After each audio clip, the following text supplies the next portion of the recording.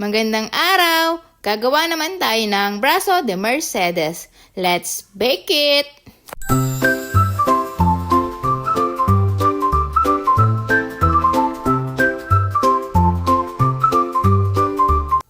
So for this braso de Mercedes, gagamit tayo ng 10 pieces of egg. Ayan, paghiwalayin lang muna natin yung egg yolk at saka egg white. And dapat wala talagang mahalo na egg yolk sa ating egg white para maging maganda ang ating meringue. Then kapag na-separate na natin lahat, iset aside lang muna natin yung egg yolk kasi mamaya gagamitin natin yan for the fillings.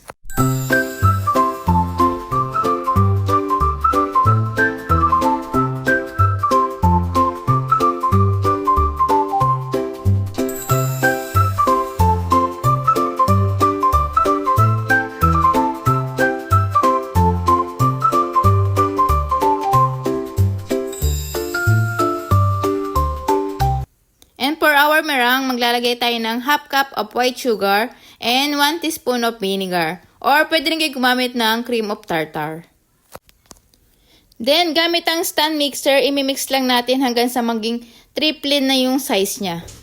Pwede rin naman kayo gumamit ng hand mixer kung wala pa kayong stand mixer. And para malaman nyo pala kung ready na yung meringue natin at pwede na kayo mag-stop, kapag tinanggal nyo yung wire whisk tapos hindi na bumabagsak yung meringue natin, ibig sabihin ready na.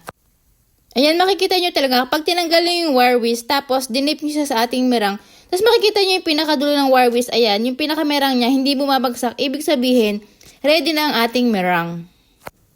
And pahiram muna natin ng cooking oil, yung gagamitin nating baking pan, tapos lagyan natin ng parchment paper, tapos pagkalagay natin ng parchment paper, lagyan ulit natin ng cooking oil. Kasi ang ginawa ko nung una nung nag-try ako, hindi ko napahiran ng oil yung pinaka-parchment paper, kaya nung tinanggal ko na yung meringue, tumikit siya dun sa pinaka-parchment kasi wala siyang oil. Kaya dapat talaga lagyan nyo rin ng oil yung pinaka-parchment na pinatungan ng meringue kasi didikit siya kapag naluto na.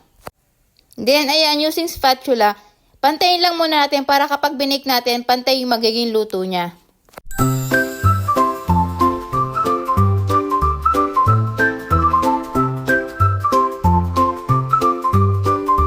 Then, using plastic scraper, ayan, ginamitan ko lang siya sa ibabaw para may design kapag naluto na yung ating meringue. And i-preheat nyo na rin yung oven nyo ng 170 degrees Celsius. Then, ibibake lang natin ito ng mga around 20 to 25 minutes hanggang sa mag-golden brown na yung pinakatap ng ating meringue. And habang hinihintay natin maluto ang meringue, gawin na natin ang fillings. Para sa ating fillings, gagamit tayo ng 10 pieces of egg yolk and 1 can of condensed milk. And mag-a-add din tayo ng 1 tablespoon of cornstarch and 1 teaspoon of vanilla flavoring. Then, i-mix lang muna natin mabuti para matunaw talaga yung cornstarch bago natin lutuin.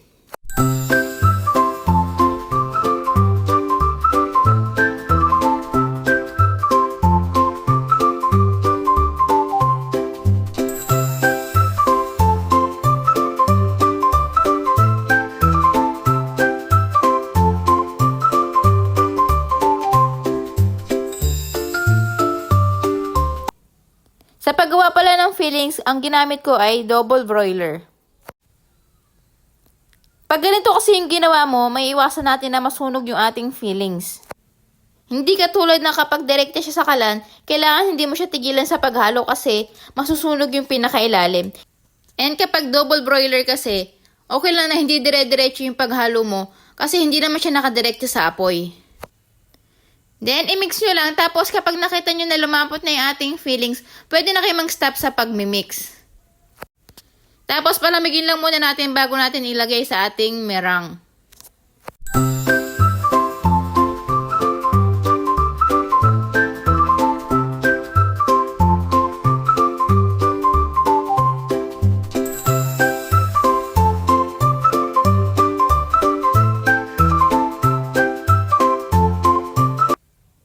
And after 25 minutes, ayan, ready na ang ating meringue.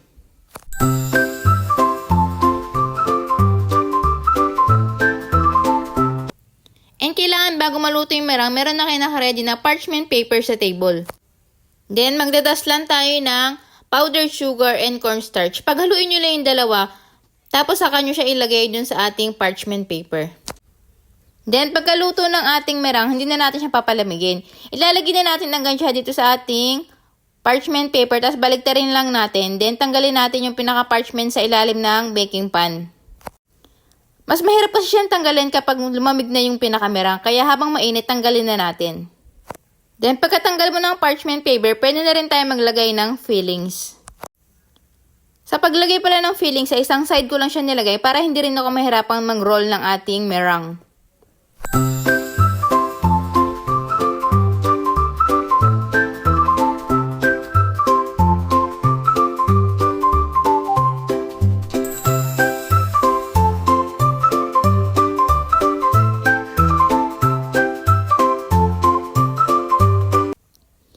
Sa pag-roll naman ng ating merang, ayan, isabay nyo sa pag-roll yung ating parchment paper.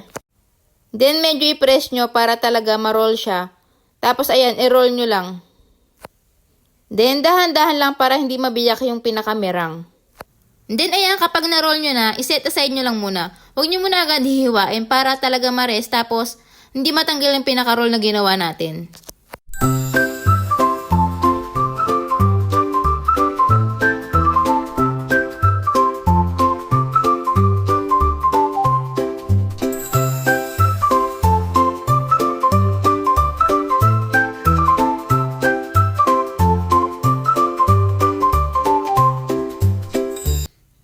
Ayan, medyo maiksi yung nailagay ko ng parchment kaya dinoble ko na lang.